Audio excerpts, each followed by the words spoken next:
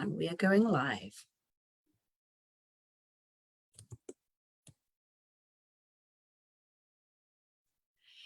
So hello and welcome everybody. And I'd like to start by introducing you to Dr. Oluremi Adewale, our host with the most, our fearless leader. She is a well-known and well-established public health practitioner and also the founder and CEO of Women Focus Canada. Welcome, Remy. Thank you very much, Rowena. Hello, everybody, and you are all welcome to this event.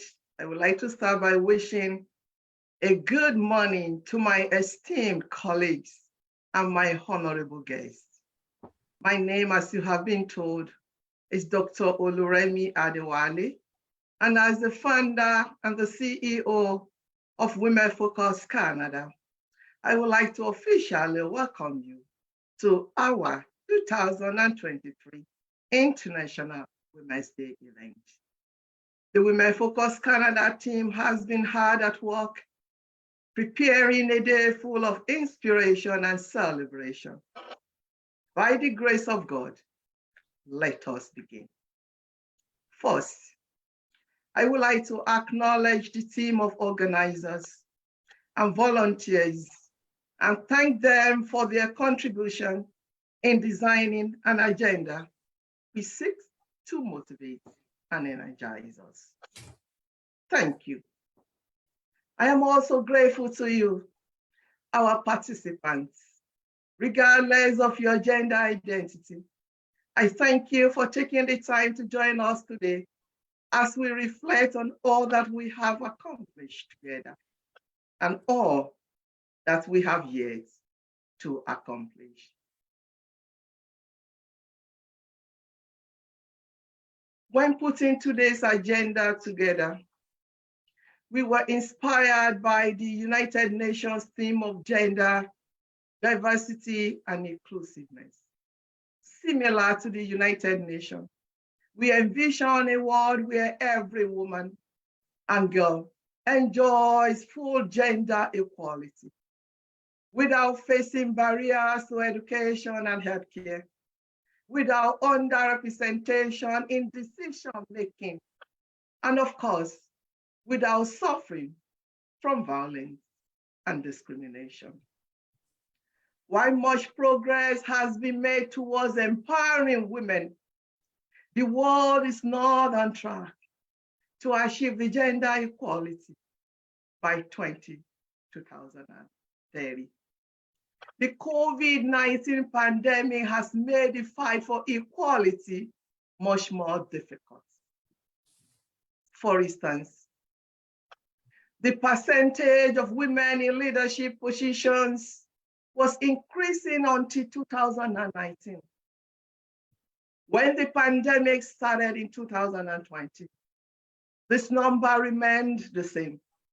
In other words, the number of women in managerial positions did not increase for the first time in 7 years.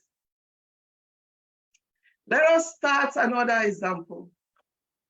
Statistics show that by 2030, up to 10 million girls are likely to become child brides due to the effects of Corona. So the hundreds that really before the pandemic. As we emerge from the pandemic and look towards the future, we must ask ourselves questions. Where did we go from here? As women, as allies, what can we do in achieving gender equality? What have we learned? I will start. If you are a woman, you can reflect on the power you have at home, in the workplace, and in your personal life. Think about how other women and girls may look up to you and how you can be an example of a confident woman, a mentor, and of course, an advocate. If you have struggled because of your racial background, seek out and support other racialized women. If you are facing discrimination due to your disability, mentor girls with disabilities. Turn your diversity into your strength. Also, if you are a man, I encourage you to become the biggest cheerleaders of the women in your lives.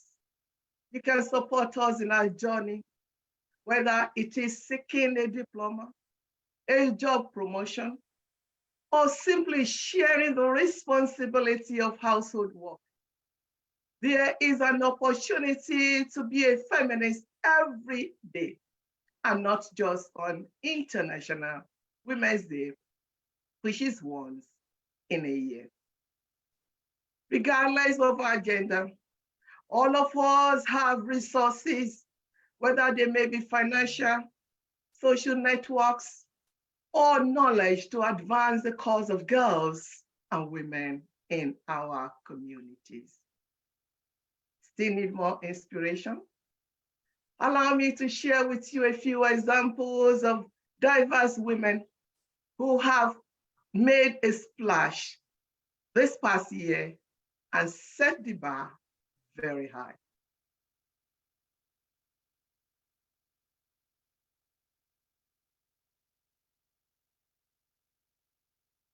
These women are the Honorable Kitajin Brown Jackson. She became the first Black woman to serve as a Supreme Court judge in the United States. Actress Michelle Yeoh became the first Asian identifying actress to be nominated for an Oscar award. Dr. Roberta Timothy, an assistant professor at the University of Toronto, in the school's first Black health lead. She is also developing a Master of Public Health program in Black health, the first one of its kind in North America. I will leave you to your imagination to think of all the incredible women you know personally. You may not be recognizing them by the awards or the trophy that they have gotten, but for the passion and the commitment that they have imparted. I ask you to keep these humble women in your hearts today as you take in the words of our speakers. Use their image as a source of motivation and rejuvenate your fight for gender equality. As I know, you are very excited for today's festivities, I will leave you with some final words as food for thought. It is a quote by Oprah Winfrey, one of my personal heroes. She said, "No matter who we are, or what we look like, or what we may believe in, it is both possible and, more importantly, it becomes powerful to come together in common purpose and common efforts." Esteemed girls, let us come together today in our common purpose for fighting for women and girls and apply our common efforts. Now, it is my humble opportunity to invite the moderator for today's event. Welcome, Jacqueline Chen. Thank you. Thank you, Dr. Adewale. Welcome, everyone, and thank you for joining us from all over the world. My name is Jacqueline Chen, and I'm excited to moderate today's event. I'm a registered nurse by training and a healthcare leader with over 25 years of clinical and leadership experience in acute and primary care. I am the president of JCAN, a not-for-profit organization that supports culturally relevant approaches that impact the healthcare of Black communities. I am committed to upholding the diversity, equity, and inclusive practices within the workplace and promoting health equity approaches within underserved communities. So I'm just delighted that today's event will be focused on embracing equity. We are happy to showcase some amazing Canadian women leaders today who will give us their unique perspectives on equity in the arts, health, and community housing. We invite you to record your questions for the speakers in the chat. At the end of all of the presentations, we will do a Q&A period. We want to acknowledge that some of the content of today's webinar may be triggering. So we encourage you to reach out to your supportive networks wherever you are. I will now turn it over to Rowena so that she can initiate the poll. Thank you so much, Jacqueline. We always start these webinars, which we've been doing for 3 years now. It's wonderful how long we've been doing this and this amazing collection of speakers that we get to bring together. And we always start with a poll to find out what your initial knowledge is about a topic. So I'm going to share the poll now, and please jump in and share your opinion.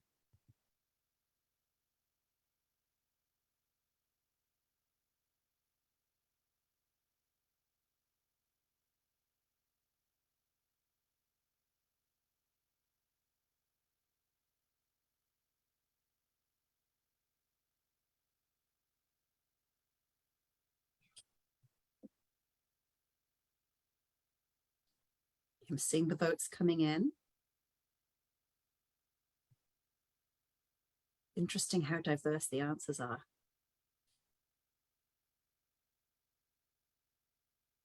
A few more seconds and then I'll end the poll and share it with everybody. Okay, looks like everyone's voted. And so as you can see, a lot of people are being very modest and saying that their knowledge is average or actually below average, with only a few people saying that it's quite high. So I'm sure you actually know more than you think you do, but I'm hoping that you will learn a lot more from our wonderful guests today. Thank you. And on that note, I am going to hand it back over to Jacqueline. Thank you, Rowena. I will now introduce our first speaker. Anita Tsang-Sit is currently a Director of Insurance and Risk Management with Toronto Community Housing Corporation. She holds a Bachelor in Science and Nursing from from York University, and a Bachelor's in Political Science from McMaster University, and a Master's in Public Health and Health Promotion from University of Toronto. Anita has a keen interest in risk management, social determinants of health, public health, and health policy, to name a few. She has a certification in risk management and is currently pursuing a certification in business analysis.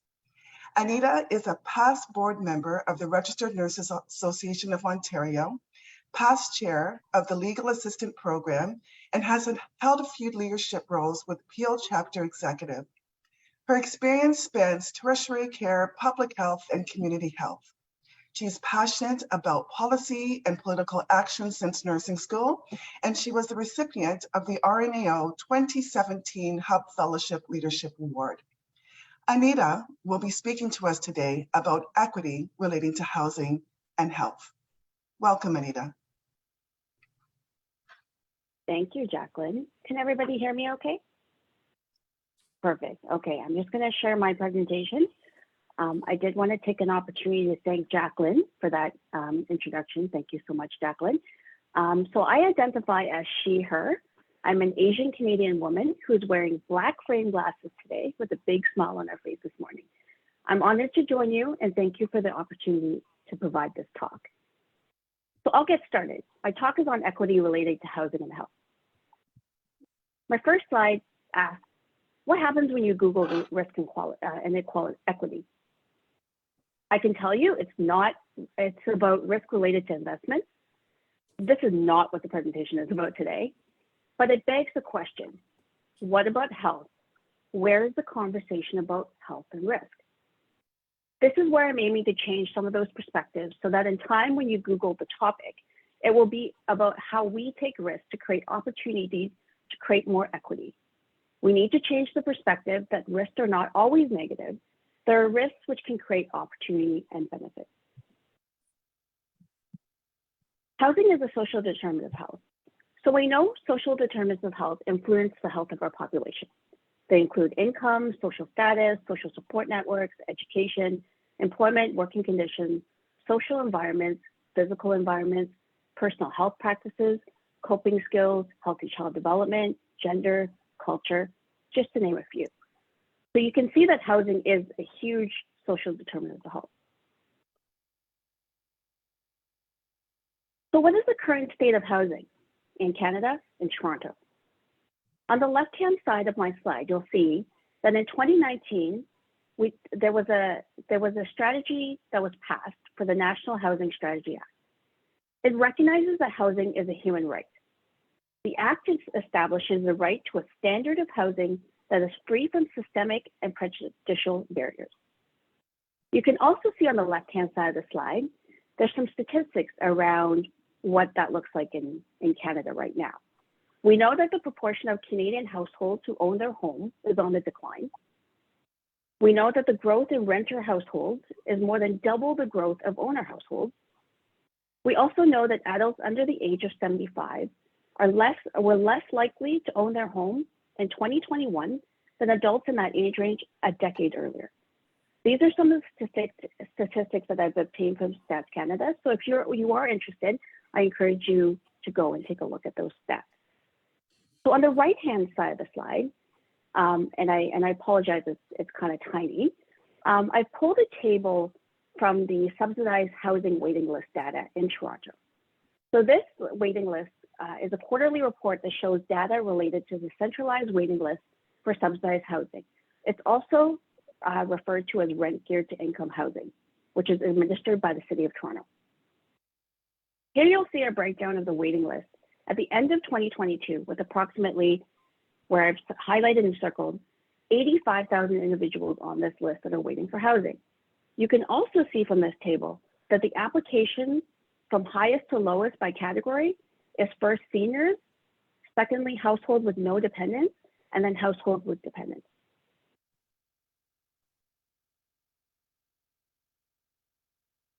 Where I wanted to spend most of my time with you today was to share some of the experiences of myself as a registered nurse working at Toronto Community Housing. So in my experience, when you work in a healthcare setting, everyone speaks the same healthcare language. I'll say we use all the same acronyms, but I'll use an example. In the medical field, the word stat, S-T-A-T, is something that needs to be done immediately. Stat in other sectors relates to statistics. So just to give an example how the use of language is different in whatever setting that you're working in. When I interviewed for my role at TCHC, I intentionally spoke a lot about my nursing background, public health experience.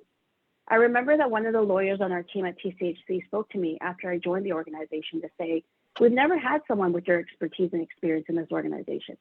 That encouraged me. So it was an opportunity to be a trailblazer. I'm pretty sure most people at TCHC now know that I'm a nurse by trade because I'm really proud to say that I am. So in the housing sector, on any given day, I could be tackling issues that involve operations, facilities management, frontline staff such as our superintendents, development team, finance, strategy, CEO's office, to name a few. To say it's a stepping out of my comfort zone is just the beginning. So what have I learned that's important? Listen and learn. Some of the best decisions come from listening and learning from your colleagues. Better decisions come from collaboration. That having a nursing and social determinant perspective leverages another perspective that can create a bridge to understanding decisions from a health perspective.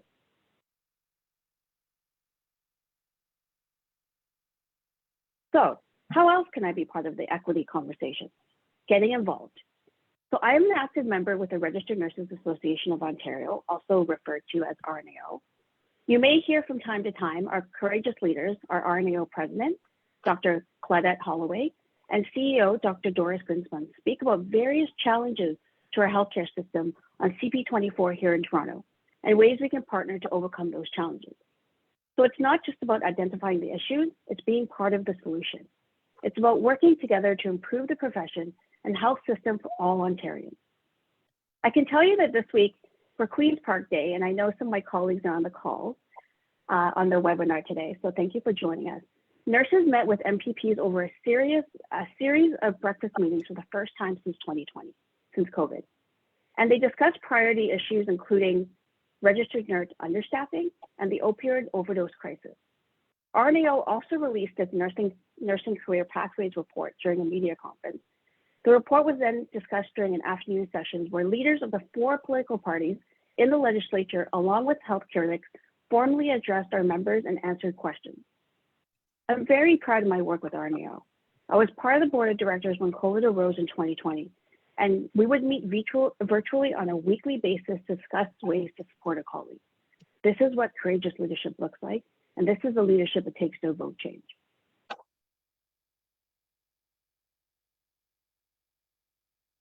So in closing, I wanted to close off my talk with a few things that I challenge and encourage you all to think about. How can you be part of that equity conversation? What are you passionate about so that if you were asked today or tomorrow, you could speak to? One of my mentors once told me that in order to speak about issues, you need to ensure you are apprised of the issues. So with that, in a moment's notice, if you were asked to speak on CB24 here in Toronto, you'd be able to share your thoughts. I know all of you here today have something you're passionate about. So think about that change, what that change could look like with all of those thoughtful minds and beautiful voices here today. I'll end with a quote by Mahatma Gandhi. Be the change that you wish to see in the world. There are no truer words, and when I read that quote, it reminds me of the actions we take towards change. It may not happen today, but in time it will. Have faith. Thank you very much, and merci for being here today. Please feel free, as Jacqueline had mentioned, to submit your questions that you have for me in the chat, and we will get to them after the presentation today. Thank you so much for your time. Thank you, Anita. That was a wonderful presentation, very informative. And it's really interesting that you're leveraging your unique perspective as a nurse within the housing crisis. Continue to keep up the great work, and I look forward to some of the questions that will be brought forward for you at the end of the presentations. Thank you. I will now introduce our second speaker. Anna Quon is a Halifax poet, novelist, and emerging visual artist and filmmaker who likes to make paintings and short animated films of her poems. She is also a middle-aged mixed-race mad woman and writing workshop facilitator. Anna holds a bachelor's in English literature from Dalhousie University and Zoom hosts a weekly readers group for the Healthy Minds Cooperative and a weekly conversation and guest speaker series for the Canadian Mental Health Association Halifax Dartmouth branch. Anna has published 3 novels with Invisible Publishing, Migration Songs, Low and Where the Silver River Ends, and a poetry chapter book, Body Parts, with Gasparilla Press.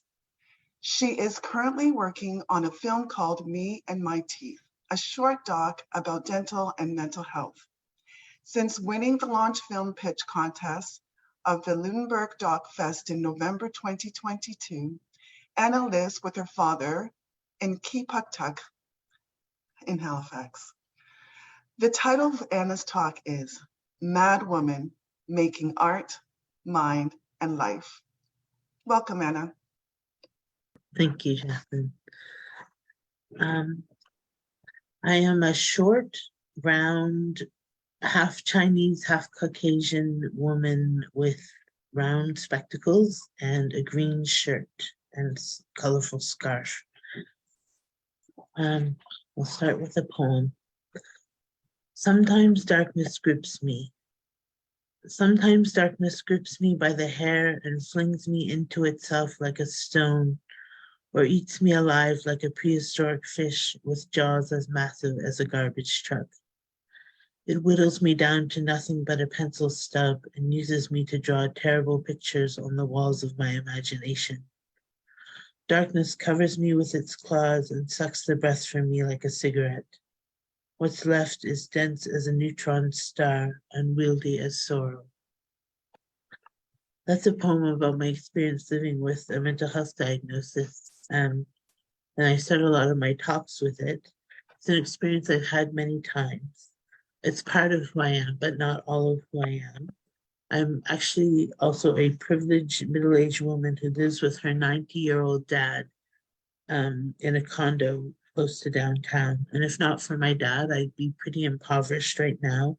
I might not even be able to afford a room in Halifax. I want to talk a little bit about my past. So I grew up in a family home full of books in Dartmouth, and I was a happy kid, the oldest of three. And I aspired to be a princess or a fairy. I also wanted to be a journalist, an artist, a teacher, or a psychologist. I had a lot of aspirations as a kid. That changed dramatically in puberty when I became hyper self-conscious, perfectionistic, and miserable. In junior high, I started exercising a lot and lost a lot of weight. I came close to anorexia in a similar way that I later became almost addicted to cigarettes, but it's really food that is my drug of choice.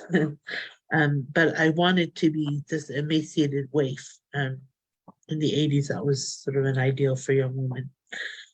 In high school, I wanted to be a writer, a great one, very badly. But my role models were Hemingway and Fitzgerald, men who'd behaved badly, gone mad or ill, and died. I didn't see how I could make a life or a living out of writing. No one showed me this was possible, and I didn't know how to seek out role models. I didn't know many women writers who made their living that way, and we didn't learn about them in school that much. Later, when I was going to see a psychiatrist, I said, when I was a little girl, I wanted to be a princess. And he said, maybe you still want to be a princess. And I didn't say much, but I thought there's a conflict here. I do want to be a writer still, a really good one, but I didn't think you could be both a princess and a writer because, well, for many reasons that you can probably think of, but women or princesses wear these white gloves usually, and literally and figuratively. A writer, on the other hand, got ink all over their hands, their minds, and their life and their paper if they were lucky. And I thought the shrink didn't know what he was talking about, but in a certain way he was right. The princess was the emaciated waif I'd wanted to be, but so was the writer. So what I mean is that I thought I had to become something or be something in order to be worth something. I couldn't just be what I was. But there were aspirations, and I think it's important for girls and all young children to have aspirations, for all people really. What I wanted to become, but they weren't healthy or necessarily useful ones. So I don't think aspirations that land you in the psych hospital are that productive. I ended up there because I wasn't what I thought I should be, which was a smoky-eyed, emaciated, tragic beauty and a great writer and a princess. So, but many other people probably end up in the psych hospital or worse places because of,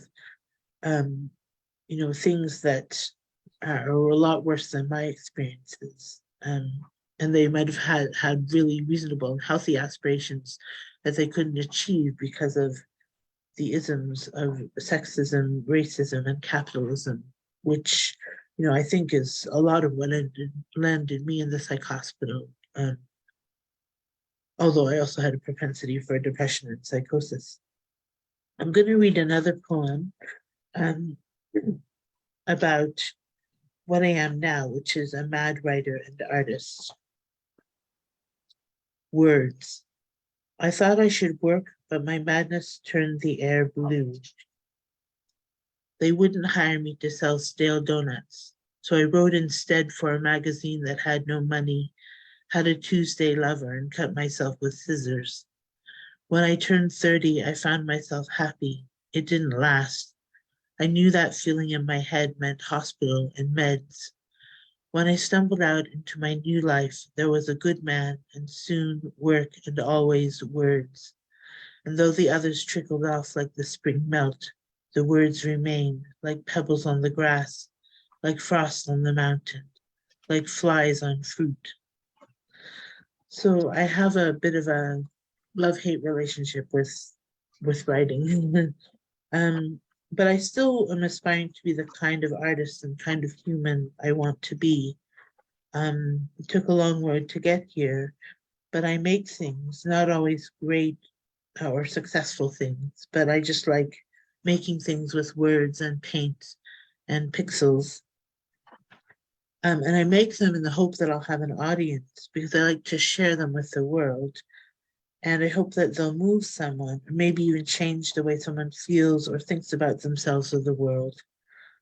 I love beauty and meaning and the unexpected in the service of a world where people understand each other better and hold each other up. And I was shaped by a lot of images in art and of women in art and media. And I'd like to do a better job of representing women and myself so that girls can see themselves in the world differently. I'm gonna skip ahead now. I want to say that, you know, I've had difficult experiences, yes, but some of those are manufactured up here. And I have a feeling that many people have too many really hard experiences, or others have too many easy experiences. And what I mean by that is that I think we all need a bit of both in order to grow in this world. And in order to, I want to thrive, I want to have joy, I want to have peace. But I also think a little hardship, or that I didn't manufacture, might have gone away to that. The reason why I'm talking about that is that I think we all want to create a better world for all of us. And I think, you know, if we don't have a little bit of, if we're not accustomed to a little bit of hardship, which the world offers us every day, especially if we're BIPOC women and have disabilities, then we might not have the full scope of experience and learning and develop the resilience we need to survive. So some people have more privilege than others, is what I'm trying to say. And we want to, I think women all need these role models and mentors. And I think can someone give me a time signal if I'm going over?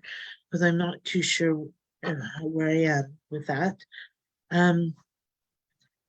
So I want to say women need to mentor and support each other, and girls need to see women in all areas of life, which I think is a familiar idea to people already. For people like me who are psychiatric, have psychiatric experience, I say, or who are writers or artists, many of whom are underemployed, low income, many of who are precariously housed or unhoused. Life is stressful and a struggle for survival. And a guaranteed basic income is something I'm really interested in. And will go a long way to helping with those issues. I'd like to see communities designed more equitably, affordable housing, affordable supportive housing, and more community spaces where people can go to make art and recreate and support each other. Enough green spaces and good transit and safe walkways with bikes and public and amenities. And I think we need to ask community members, you know, what they need and what they want, how to make that work for them. So not impose it from some on high, I guess. I think having a trauma-informed lens is really important. But what I really mean is for people to feel that they're respected, valued, included, and safe in our communities. And these are values that I think that institutions and organizations should aspire to. To me, they're spiritual values and they're person-centered values. And getting back to aspirations, I really, you know, I feel that little girls should grow up thinking they can do just about anything. and hopefully aspire to do things that make this world a better place for themselves and for others, their families, for everyone. And certainly men can help with that as well. I know there's men in the audience, and I wish men would take minutes at meetings more and, do the things that women typically are expected to do. We're all artists of our own lives and the society we live in. And embracing equity means more people have a chance to enjoy and contribute to the upliftment of the human experience. So I think I will end there. I had another poem, but I will leave that for later in case there's time. Thanks. Thank you. And it was very moving to hear your perseverance and strength through the challenges that you faced in a society that is truly unbalanced when it comes to equity. Very inspiring talk. Continue to leverage your talent to inspire those that are paralyzed to accept who they are and to challenge the perception of others who are privileged and can contribute to removing those barriers that exist. You have emphasized the importance of inclusion and going directly to those who are impacted to better understand what solutions would be useful. Thank you. We appreciate you. All right, so we're going to take a little bit of a pause now and, get to hear some nice music and get further relax ourselves. So we're going to move on to a little bit of entertainment. We are so excited to introduce to you a new Canadian artist, Daniel Hope Edwards, otherwise known as Danny. Danny is a singer-songwriter from Southern Ontario of Jamaican heritage. Danielle is in her 4th year at Queen's University in the concurrent education teaching program. She writes her songs, creates her art, and written pieces to share her experience with the intention of bringing awareness and hope to viewers. Let's just sit back and relax and follow along with Danny on this journey of hope.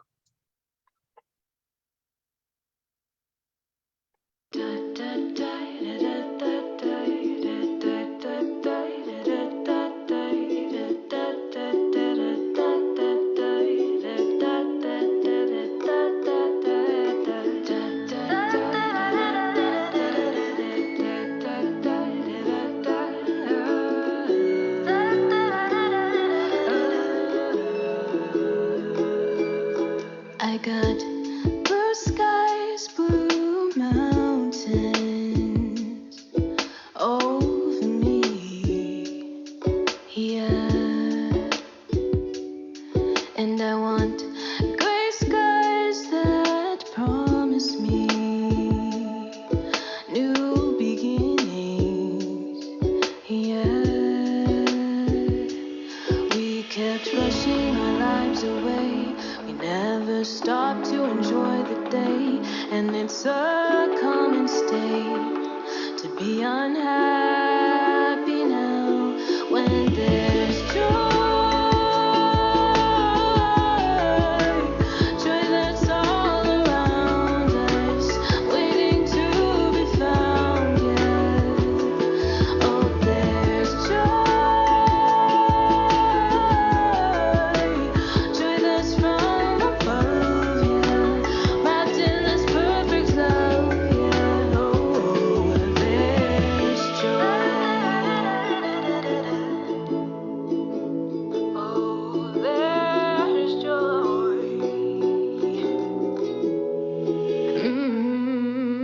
There is company that we find in misery. Maybe it helps just to be able to know it's not just me. I look up in the blue skies and understand. I see all of the gray skies and know the plan. It'll be okay. 'Cause I gotta feel.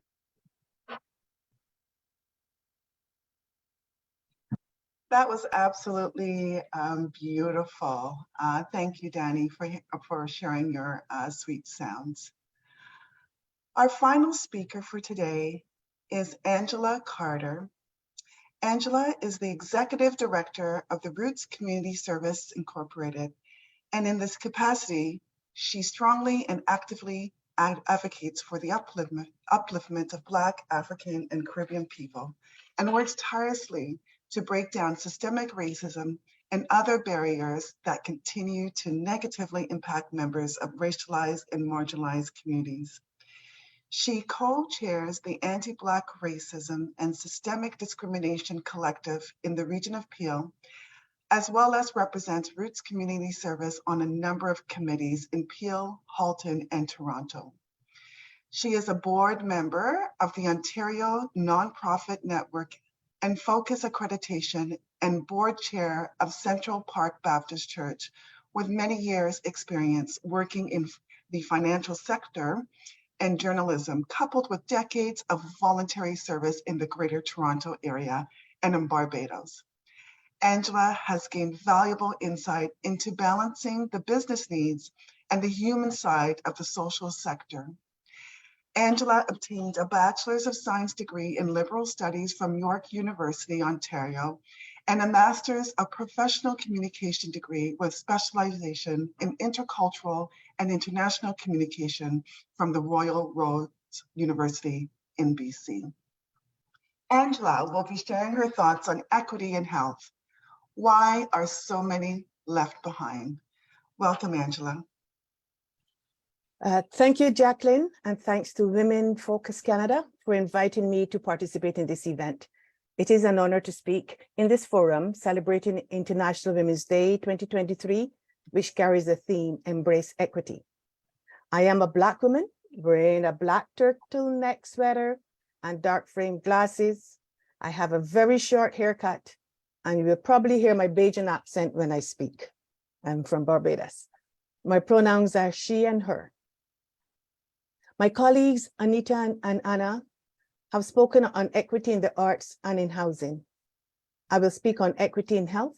Why are so many left behind? I'm not sure if you realize that there are 3 A's, Anita, Anna, and Angela, that are speaking today. It just dawned on me. I like patterns, right? I notice them very easily. We all would love to embrace equity, to have the resources we need to live the quality of life that we really want. But it seems so elusive for so many people. And I need to note that we are speaking about equity and not equality. Although they go hand in hand, there are differences in the meaning. Equality means each individual or group of people is given the same resources or opportunities. For example, in Canada, healthcare is free for everyone. Equity, on the other hand, recognizes that each person has different circumstances and allocates the resources and opportunities that are needed to reach an equal outcome individually. Although there's free healthcare services for all, many people are unable to access this free service in the same way and therefore don't receive the same benefits from the system. So to embrace equity in health, we must recognize and acknowledge that health disparities exist and that they're largely the results of social determinants of health, as Anita mentioned, the social, economic, and environmental factors that shape our health outcomes. And these factors include poverty, racism, unemployment, housing, education, access to health food, and safe environments. By addressing these underlying factors, we can eliminate health disparities and achieve greater health equity. We see the consequences of these inequities are significant. They lead to a widening gap in health outcomes between different groups, lower life expectancy, and lower quality of life. Additionally, they also have broader societal impacts, such as reduced economic productivity and increased health cost care. But we must acknowledge and address the historical and systemic factors that contribute to health inequities and upon which these health systems were built. We know that racism, discrimination, and prejudice have a significant impact on healthcare access outcomes. And until these systems are dismantled, we will not achieve equity in health. Today's health system and healthcare services were designed through systemic racism and discriminatory practices. Specific individuals and communities are identified and labeled at risk for poor health outcomes based on their gender, race, immigration status, class, age, ability, or body size.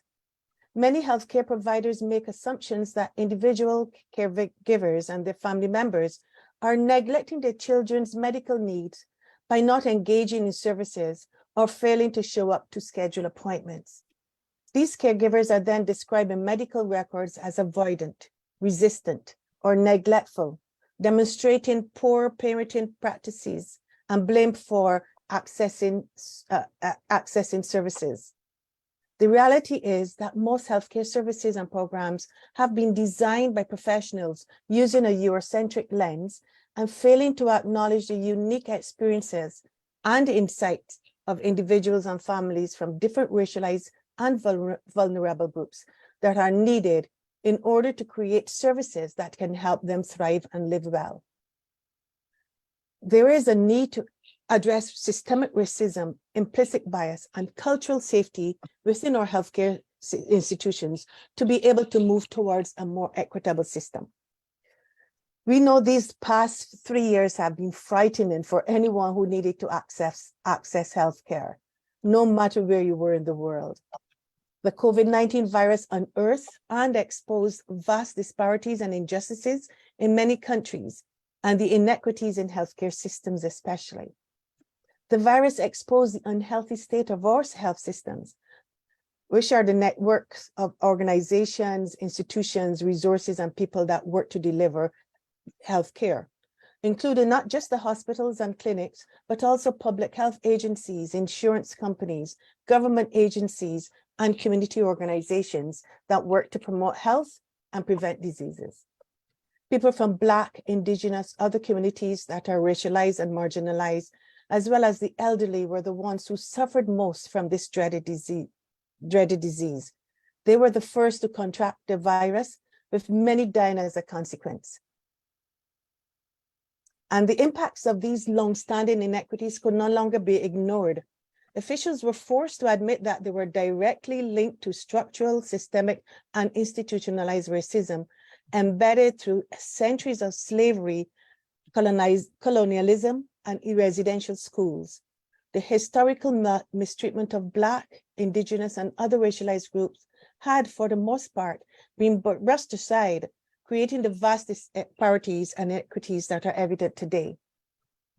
And very often it's the individual who is blamed for the deficient service they receive and their lack of quality care. There was a reluctance to admit that racism was a major cause of the inequities, even though racism as a determinant of health was acknowledged in the 19th century. Study after study conducted during the pandemic pointed to structural and institutional racism and systemic discrimination as major factors contributing to the large segments of the population being hesitant and resistant to the efforts of the ministries of health and public health units for them to be tested, to isolate, and then be vaccinated to combat COVID-19. What was still etched in many Black people's memories is the Tuskegee syphilis study conducted in the United States from 1932 to 1972. This infamous research involved approximately 400 Black men in Alabama being deprived of treatment for syphilis in order for researchers to study how the disease progressed. This distrust in the healthcare system was strengthened by feelings of ill gains for participation in clinical trials to be used as guinea pigs. In the region of Peel, Ontario, where I reside, we gained the unenviable title as the hotspot of COVID-19 cases at the outbreak of the pandemic. In the first few months of 2020, 88% of known COVID-19 cases involved members of racialized communities, even though 63% of our population identified as members of racialized communities. The Black population accounted for 13.5% of COVID-19 infections, despite comprising 9.5% of the population. South Asians accounted for 59%, accounted for 59% of the COVID-19 infections, despite comprising 32% of the population. Latinos were also disproportionately affected, comprising 4.6% of COVID-19 infections, despite us accounting for 2.3% of the population. So Black communities were especially criticized for being hesitant and reluctant to taking the vaccine. But armed with the stories and memories of unfair treatment within the Black communities, it was no wonder that many members did not rush to take this vaccine, which was developed in mere months instead of years. It took a concerted effort on the part of Black-led, Black conscious community organizations like ours to help the community members separate the myths from the facts and provide them with more accurate information for them to make informed decisions to protect themselves and their families. Grassroots organizations had the most impact in mobilizing people and effecting change that reduced the spread of the deadly virus, as well as challenging system leaders to do more than just talk about dismantling systemic racism. The leaders of the community agencies, understanding the reason for hesitancy and resistance to the government measures, especially the vaccine, made it clear that they would not force a decision on their members, but would empathize with them and provide them the information as it was revealed, giving individuals and families the space to decide for themselves. So during the lockdown, community ambassadors were deployed to engage with individuals in their homes, on the streets, at bus terminals, grocery stores, and in workplaces, giving out personal protective equipment and answering questions about the virus. The ambassadors, who reflected the community in which they were serving, were able to start building trust within the communities. Task forces were established with community members, public health officials, and government representatives to work through the many challenges their respective community faced and strategize innovative ways of reaching deep into neighborhoods. And these tactics, they pay off. Peel region was then recognized as having one of the highest vaccinated rates for doses 1 and 2 in Ontario, because the distribution of resources to the areas that most needed them made a difference. So to achieve equity in health, we must ensure that our healthcare resources and services are distributed in a way that is fair and equitable, and that they're given and sent to the places where we need them most, to the most vulnerable in our societies. We must continue to prioritize resources and services to those who need them. The concern now is that with COVID-19 receding in the rearview mirror, that all the steps gained during the pandemic will be ignored, and we will revert to pre-pandemic days of a vastly inequitable system. The Black Scientist Task Force on Vaccine Equity called on the government not to stall the great strides that have been made. It stated that collecting, analyzing, reporting, and acting on race-based data, along with bold system-wide planning, new policies and action in participation with the Black community, is required to dismantle structural racism, address disparities, and foster the health, well-being, and prosperity of Black individuals, families, and communities. Addressing health equity requires a multifaceted approach that involves both individual level and systemic changes. Tinkering with policies, procedures, or just hiring a diversity, equity, and inclusive manager and establishing diversity teams will not make the fundamental and drastic changes that must occur for health equity to be realized. We need to improve access to healthcare for all individuals, regardless of their gender or expressions, through policies such as expanding insurance coverage and investing in community-based health clinics, providing culturally relevant and safe care that recognizes and addresses the unique health needs and experiences of diverse populations, including women, racialized groups, and LGBTQ+ individuals. Address biases and discrimination in healthcare settings, such as through training programs that educate healthcare providers in the importance of cultural, relevant, and appropriate services and the impact of bias on health outcomes.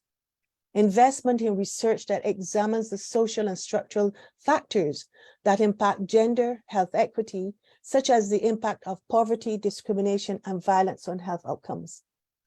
We need to engage communities in efforts to promote gender health equity, such as through community-based education and outreach programs that raise awareness of the importance of health equity and empower individuals to advocate for their own health needs.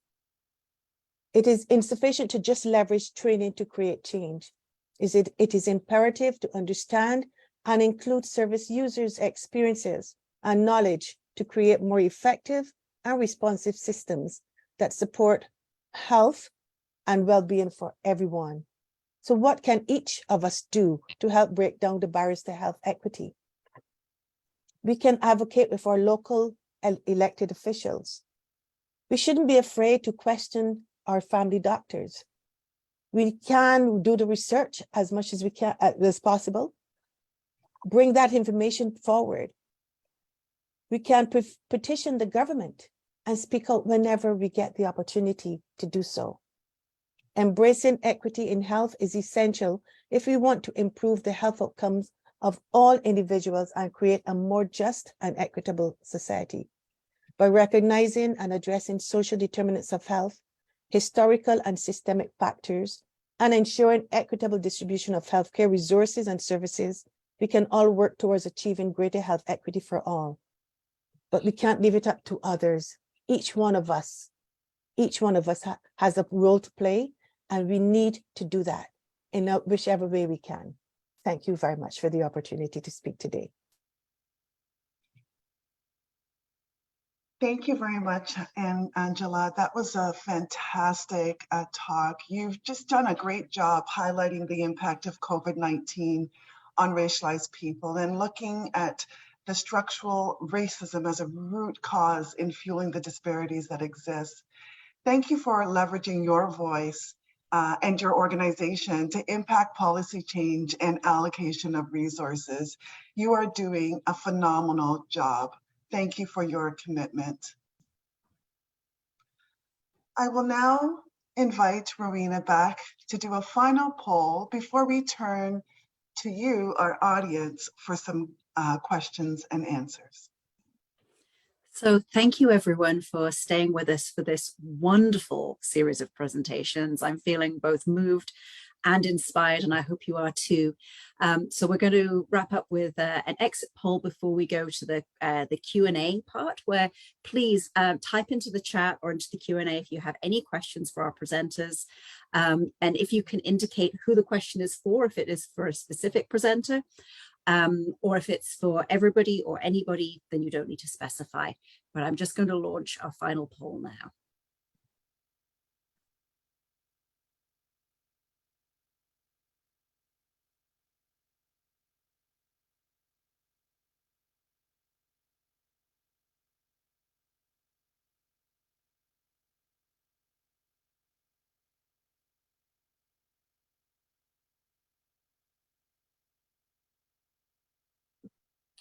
Give you a few more seconds.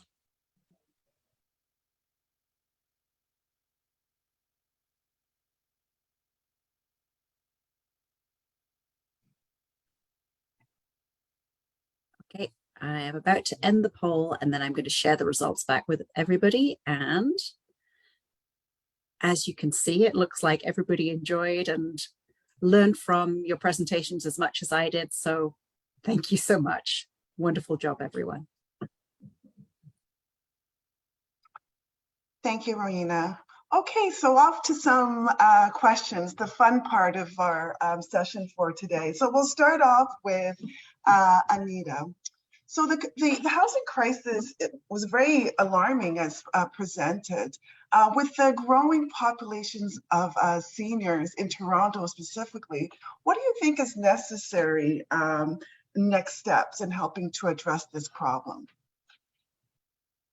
Thanks, Jacqueline. That's an awesome question and a very important one. From a community housing perspective, in 2021, the Toronto Seniors Housing Corporation was established from the direction of City Council as part of the Tenants First plan. They began operating last year in 2022, and they worked really closely with Toronto Community Housing. So I think part of that piece was understanding that the seniors' needs are very different than like a family portfolio. And I think that's a great step in the right direction.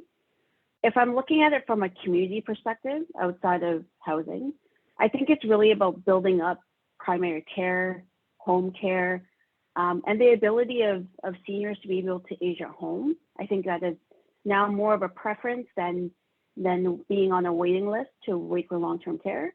So that's how I would answer that question. So thank you for that. Thank you, Anita. All right, so a question for Anna. Your presentation today is inspiring and powerful. Can you please share with us what keeps you going despite the challenges you have experienced? Thank you for the question, and thanks for all the kind comments in the chat. What keeps me going? Well, you know, making art is a wonderful thing, and it's a bit of a privilege, but it's also like a necessity for all of us to be creative in our lives and to also enjoy and experience other people's creativity and art. That helps. I think as far as my mental health goes, I'm nicely medicated now. And you know, I lead a pretty regular life. I don't do anything too unusual that will leave me into trouble. But I think what keeps me going from a sort of internal spiritual perspective is my faith.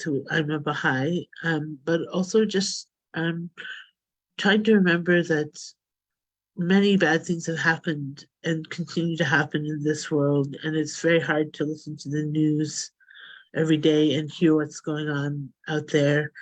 But there's also like sunshine everywhere as well. So I'm just grateful for the good moments and the inspiring things that, you know, that happen in the world as well. So I have to try to keep perspective on that. Thank you. Thank you, Anna. Okay, so a question for Angela. What can we do now to ensure we do not have the same challenges in the future if there's another emergency situation? We have to keep pressuring governments and our elected officials because we can't afford to go back there. In the region of Peel, actually, where as I said, where I reside, the Peel Public Health started to work with us during the COVID, and they have continued working with us now because they realized how far removed they were from the communities, especially the Black communities and Indigenous communities. So they have groups that are work with and meet with community organizations within the various population groups to ensure that we keep in contact that they keep in contact and in tune with what is happening with various communities, that we bring back information to them, that we hold them accountable, and we help to develop some of the policies and help change some of the policies that they have to make sure that if we encounter another crisis like the pandemic, we don't have to go and start again from the beginning trying to build trust. We are building trust all along. And actually today, I'm supposed to be there now, but I'll be going after this, that we have a wellness fair for the community is in conjunction with Peel, the region of Peel, that we have a community fair. We have these community fairs regularly for people to come out and see what is there, help to break down the barriers to access, show them what is there, how we're working together so that people feel comfortable and know where to go and start building that trust that people have their interests at heart. And we need to do that.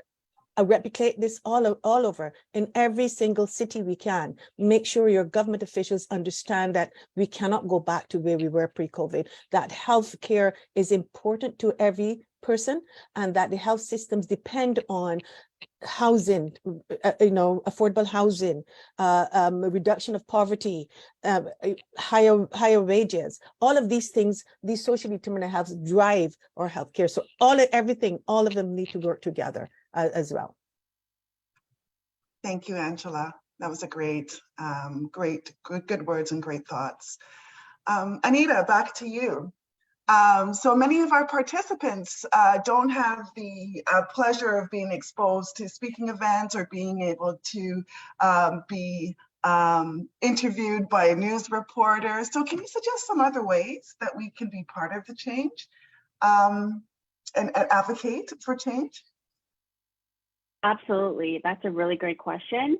And I mean, I speak about the opportunity to speak, but you know, it takes opportunities and readiness as well. And I've been fortunate enough that being part of the RNAO has provided some of those opportunities for various nurses. I think really where we can, other opportunities would be, say, joining an organization like Women Focus Canada, right? Like being part of this group and being part of the conversation around equity. It's so important, and staying tuned with what's going on in your own community. I like how Angela talked about, you know, even going to meet with your MPP. I know it feels daunting, but if you ever want to reach out to me, I'm happy to provide any support around that, because I think many of us, I'm sure Angela, Anna, like any of us have met with our MPPs, had those conversations, and we can assist to queue up some of those concerns. And how do you sort of pivot that conversation so it becomes a pressing issue to politicians that represent our areas? Because really it's about telling the stories. They love stories. So if you can provide that information in a form of a story with statistics and data, just like Angela had walked us through, that will drive the change, and they will look into it and do something about it. Hopefully that answers the question. Excellent, thank you. That does answer the question, Anita. From the audience, I believe being aware plays a big role in how to further improve any issue in regards to equity. How do we identify and address the root cause of inequity in our communities? Did you want to give this one a go, Anna? I can try. So how do we identify the root causes of inequity in our communities? Well, I'm no expert on that, but you know, it's been centuries and millennia that this has been going on, and you know, I think just any oppressive system has its victims and has its the people who benefit from it. So I think becoming aware of you know, trying to educate yourself about oppression generally might be a good step. But I really I also love that you know, I wanted to comment on what Anita said about using your skills and your expertise and your background toward this work. Like, you can be doing any kind of work. You could be an artist or a lawyer or a plumber, and you could use your skills toward that, toward helping embrace equity and build equity in the world for women. And what Angela was talking about the ambassadors in the Peel region, I think, who were educating people about COVID, who came from the same backgrounds as the people there, like, that really struck me as a wonderful, wonderful thing that happened. So I know that's not about awareness necessarily. You have to have awareness in order to do those things, but along with becoming aware, like realizing that taking action that you can take is important, and with your special skills and background, and yeah, whatever you can contribute is valuable. And Anna, just another question for you from the audience, that you spoke about that every little girl must be able to see themselves in women who have achieved as an encouragement to them. How can a teenager, an undergrad, the women we see in our daily lives motivate these young girls? Well, I personally think, you know, there's not a formula for that, but to lead the best life you can lead according to your values and your aspirations. And I think, girls are looking around at what's out there and they can see other women. But I think to talk about the realities of things, of struggles, but also successes is important for young women to inspire younger girls. Yeah, that would be the short answer. Okay, thank you, Anna. So lastly, the last question that I like all of our speakers to respond to if possible. Are there areas where positive strides have been made towards equity for women? Thinking about your respective areas and what you're engaged in. So maybe I can go to Angela first. Yes, progress is slow, but yes. Probably I would just even say that this week, the Brampton Board of Trade presented me with, it's called the Naseem Somani Memorial Excellence in Leadership Award for the work I have been doing in the region of Peel. So to be recognized by peers, by a business organization, actually, for the work we're doing in the community was really humbling for me actually as well. I think people are recognizing that yes, that where strides are being made, and what we have to do. I didn't set out to make strides, if you want to put it that way. I set out to correct some injustices I see. I want to do the work to break down barriers for all of us to have a decent life that we can live. And during that work, I guess it's seen, that the movements are happening, things are changing. And especially during COVID, it was really tough, but our organization, a small organization, really forged in there and spoke to government officials. We told them some of the things that they had planned would not work. It's not going to work in our community. You're setting yourself up for failure. Now you're going to just then say that our community does not want to listen. But no, you're doing it the wrong way. And they listened. And I would say, and I give them kudos for that. They listened to us, and we were able to really determine the way that we needed to go and reach our community, how we're going to go about it. And they walked alongside us. We established the Anti-Black Racism and Systemic Discrimination during COVID, which is becoming a very strong voice within community. And we're holding community leaders, system leaders accountable. These things can happen, and it's led by a lot of women. There is group, but a lot of women aren't there. We need to be able to step up as women and use our voices, be confident of who we are, know what it is we know, do our research so that when we approach, we know what we're standing on. We're standing on strong foundations of knowledge. Unfortunately, and we are pushing to do research. We actually got grants to do research because there's limited data in this area. So we are doing it. The people are not doing it for us. We're going to step out and do it ourselves. Thank you, Angela. Anita, any thoughts? That's tough to follow, Angela. Thank you so much, and congratulations on that award. Very well deserved. But Angela's absolutely right. I think it really starts with like this webinar today.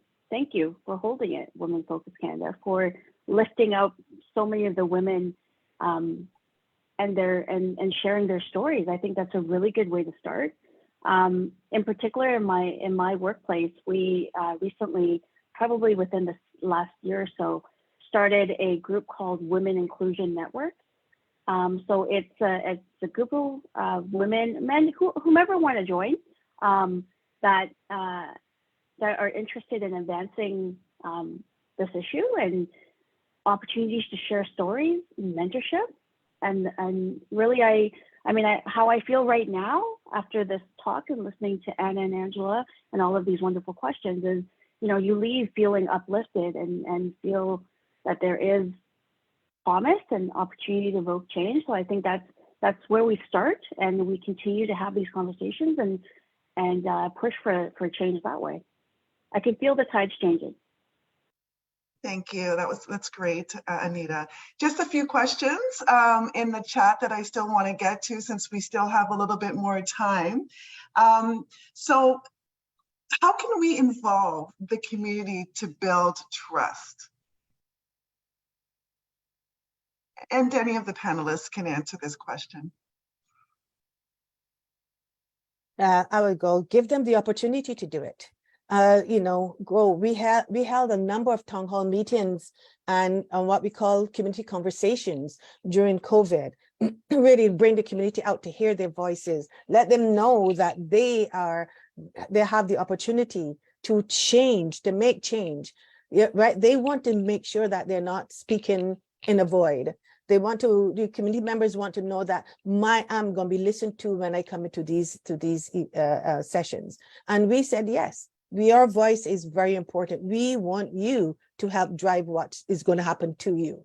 And that's what we do. So continuous, and it can be one-offs. You have to continually go meet with community members in different spheres. We went to barbershops, beauty salons, churches, mosques, everywhere you can think about, grocery stores, anywhere, just to get to people, to let them know we are here for you. Thank you, Angela. Here's a question. Is there a place for post-secondary education institution, especially nursing, paramedic, social work, and med programs to support? Maybe that's a good question for you, Anita, given your current role. Absolutely. I definitely think that there's definitely places in post-secondary to support that. I mean, I'll use Registered Nurses Association as an example. There's a lot of partnerships that happen with RNAO and post-secondary education. I mean, I know one of my colleagues today, Poonam, had built a relationship with Humber College when she was there. And essentially, students were automatically enrolled into RNAO, the membership. So they got to participate and see all of the things that were going on. They got to attend Queen's Park on the Road that happened this week. So there was opportunities to really build up the future generation, right? Like this is the next generation that's going to be there to take care of us. So why not start now and sharing some of that knowledge? And it goes both ways. We learn a lot from students as well in terms of what they're seeing in the healthcare sector and being able to partner and hear some of those conversations and know what's coming. So absolutely, that's a great question. Thank you, Anita. And Dr. Adewale, I see that your hand is up. You have a question. Yes. It was just to add to what Anita and everyone has said, and I saw the question by Natasha. Hello, Natasha. How are you? Thanks for joining. So yes, absolutely. One of the projects that Women Focus Canada is currently initiating is called the Youth Civic Engagement. So our goal is to encourage youth, and for our first year, we are very particular in supporting female identified under 29 years old to learn about Canadian political infrastructures and the governance system. So one of our goals is to mentor them, to have the mentor and mentee. We want to foster increased political literacy and youth engagement. So there will be different series of workshops that we will be doing. Our goal is to, sometimes in the next few months, we're working with some MPPs with this project that Women Focus Canada is leading in. So our goal is to take them to Queen's Park. We want them to shadow some MPPs. We are doing our recruitments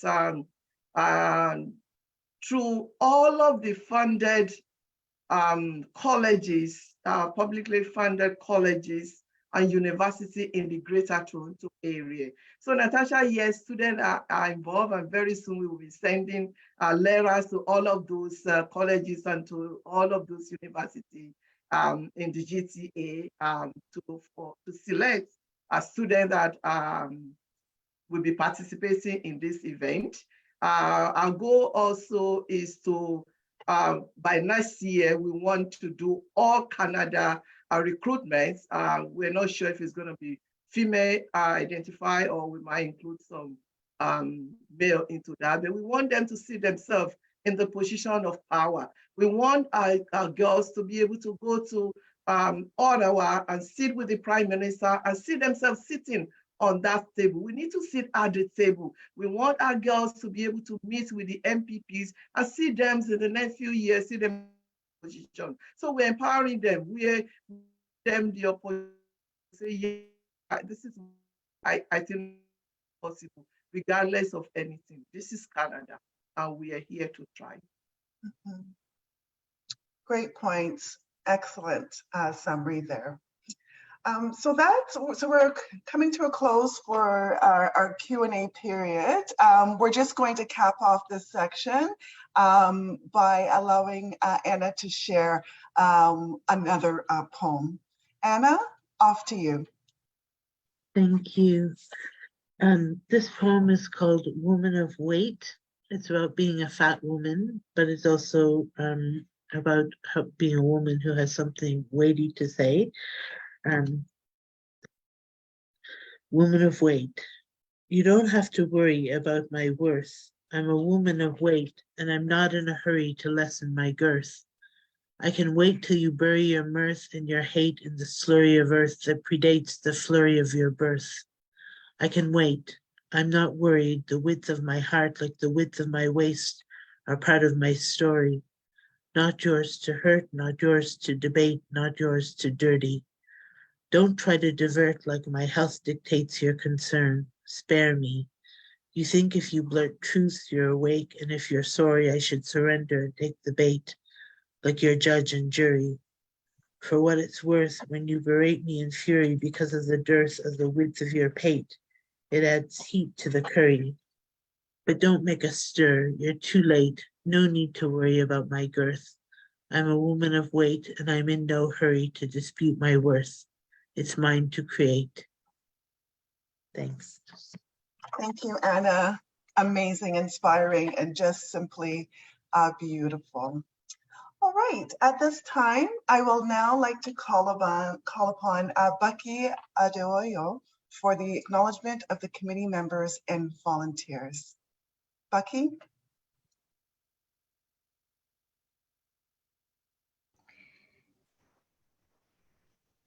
Thank you so much, Jacqueline. I was just trying, the minute you try to unmute and unmute and you're scrambling with your mouth.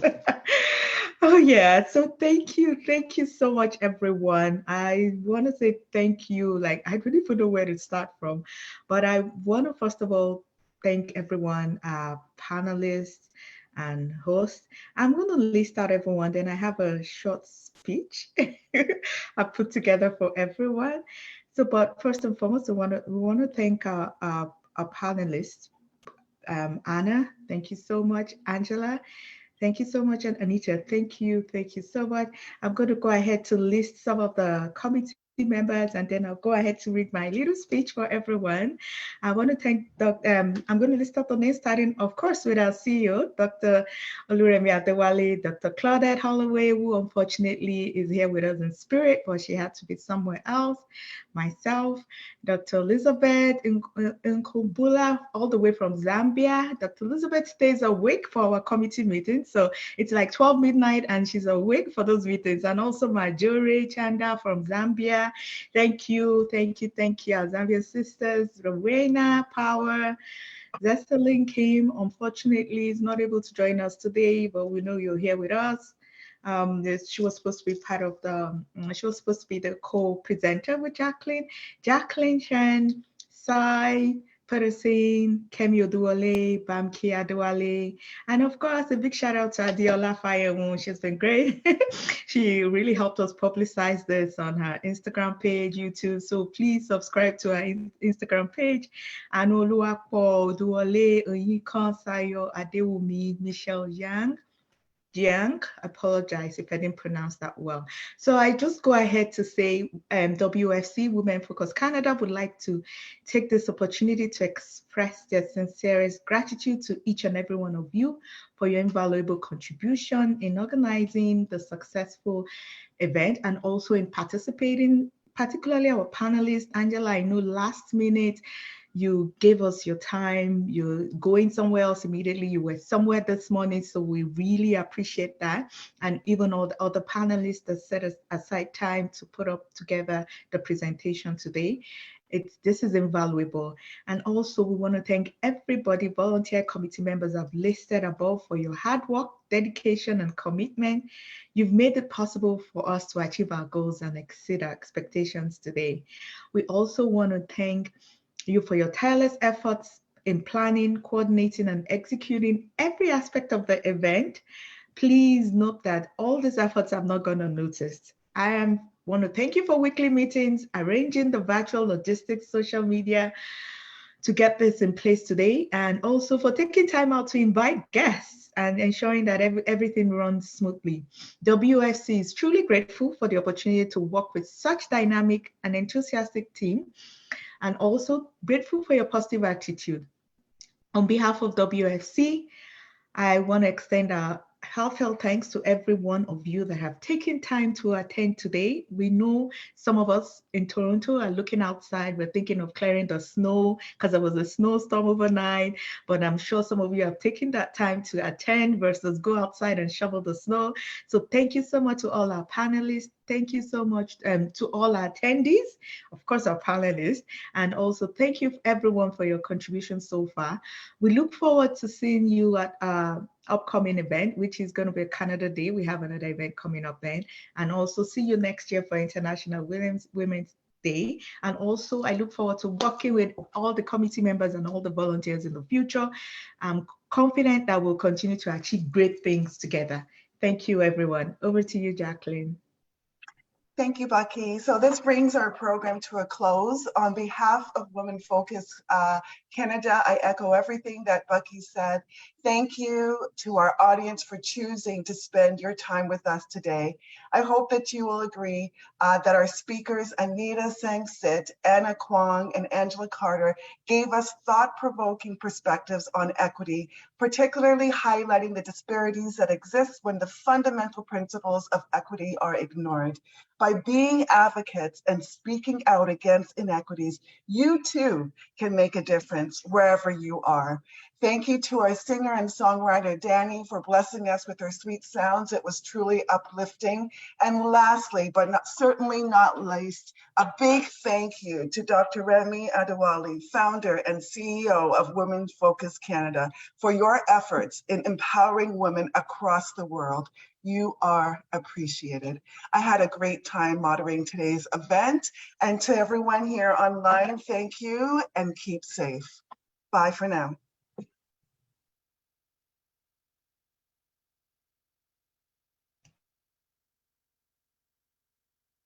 Hello, this is Dr. Claudette Holloway from Toronto, Canada. Greetings to you all around the world. My name's Marjorie Chandamtale from Zambia. Good day and happy 2023 International Women's Day. What does embracing equity mean to me? Hello everyone, my name is Oluwabukola Adeoye, and I'm going to talk about what embracing equity means to me. Hello everyone, my name is Jacqueline Banda from Zambia, and I would like to say a few words on this year's theme, Embrace Equity. Hi everyone, happy International Women's Day to you all. My name is Melody Monchin from Zambia. Embracing equity to me means treating everyone with fairness and justice. Hello, my name is Rowena Power from Canada. What does embracing equity mean to me? I see it as being a verb and not a noun. It's a process. I think it's about time for men and women in workplaces, in the business arena, in the marketplaces, to share positions of leadership equally. It is important that everyone has access to the same opportunities and resources. So therefore, embracing equity to me implies that systemic barriers that prevent everyone from having access to the same opportunities and resources be eliminated. By giving everyone an opportunity according to their individual needs in different areas of life. Embracing equity means to me that everyone deserves dignity and respect, that everyone has the chance to develop to their best, their fullest potential, and that no one is left behind. Equity is defined as the quality of being fair and impartial. Embracing equity begins with me. In my home, how do I treat those I live with? My house help, my gardener. Irrespective of race, color, religion, or wealth. Embracing equity to me is being inclusive, open-minded, and recognizing the uniqueness in each person. Embracing equity is more than being fair.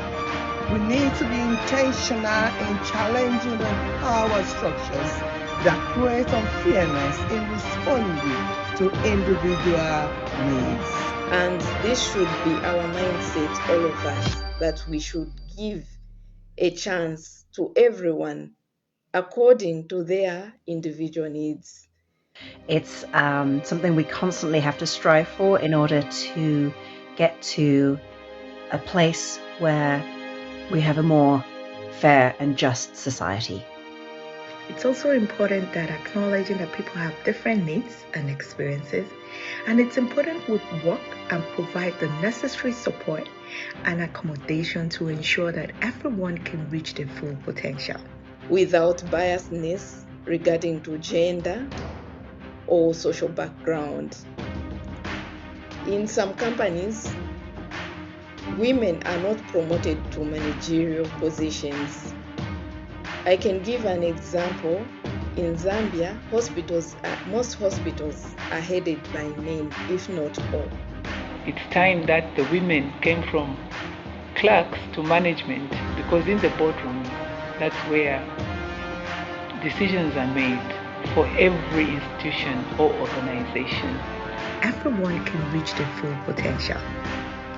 It means that we have to actively promote diversity and inclusion, and also it's important we create a culture where people from all backgrounds feel valued, respected, and empowered. Happy International Women's Day to all of you.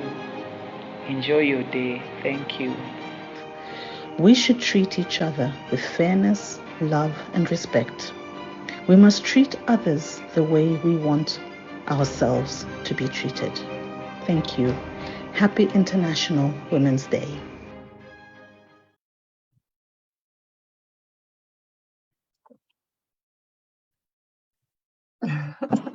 Good job, good job. Excellent job, everybody. Thank you on behalf of the Board of Directors of Women Focus Canada. I am so thankful. I love you all. Thank you so much. To our esteemed participants, I know some of you are still there. We love you. Please join us again in June. We're doing Canada Day celebration. Please, we look forward to having you again next year. Support us online, Women Focus Canada, www.womenfocuscanada.org for upcoming activities. We love you all. Thank you so much. Bye, everyone. Thank you. Bye-bye.